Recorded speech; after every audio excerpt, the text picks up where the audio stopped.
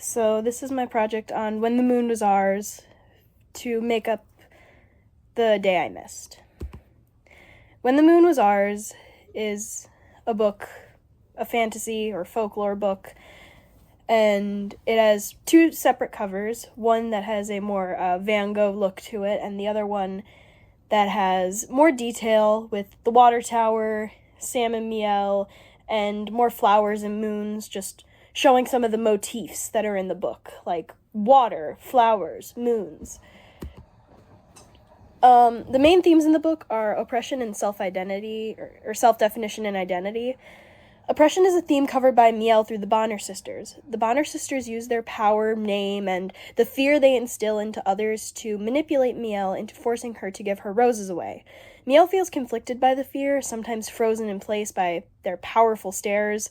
The orange of the sisters' hair also reminds Miel of pumpkins, something she fears, further pushing her to let the Bonner sisters take her roses. Self-definition and identity is mainly discovered through the characters Sam and Araceli. Starting with Sam, he was born female and learns of stories about Bacha Posh, I think is how you say that, using it to take care of his mother without worries of her getting hurt, and has internal battles of not wanting to transition back to a woman by marriage years. Araceli was a boy, Miel's brother in the past, and through life pretended to be a man because it's what his family wanted, until the water changed her into what she wanted. Some motifs in the book are pumpkins, the moon, water, roses, orange, and stained glass. Pumpkins and the color orange are used to strike fear into the readers. The two motifs are seen through the Bonner girls, the antagonists, and Miel's mother, who puts her in a pumpkin.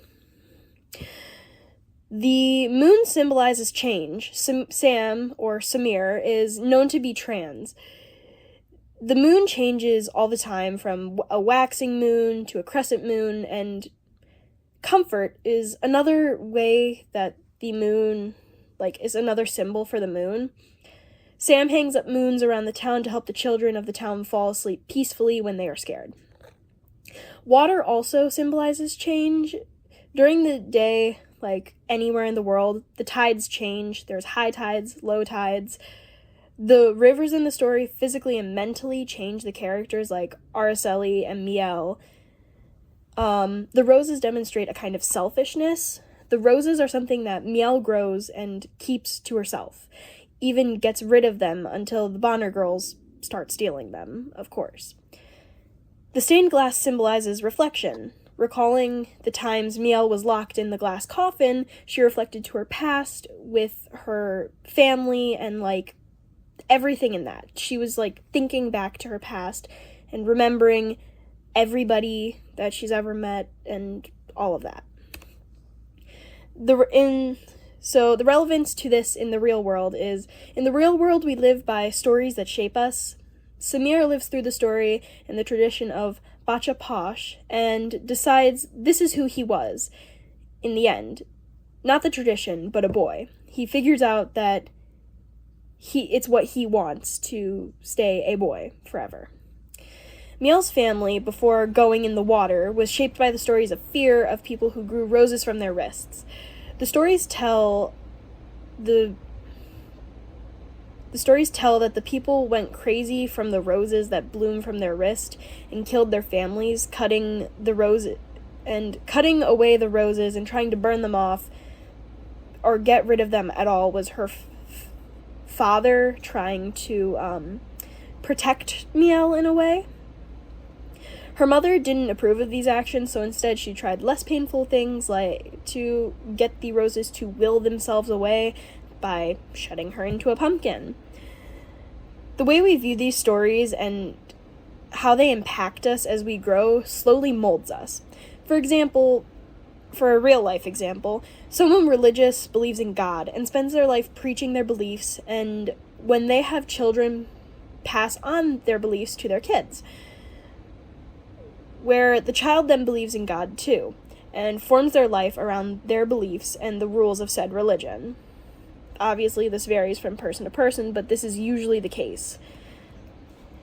How this book is impactful: this book allows teens to read of teens, not unlike them, while the world is set in a folklore story.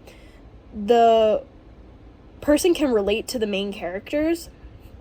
Sam, a transgender male, who can be relatable with how he feels about his own life and identity, the confusion one can feel from the feelings of not fitting in with that, and what they look like on the outside, not matching the inside. And Miel, she doesn't remember much of her real family.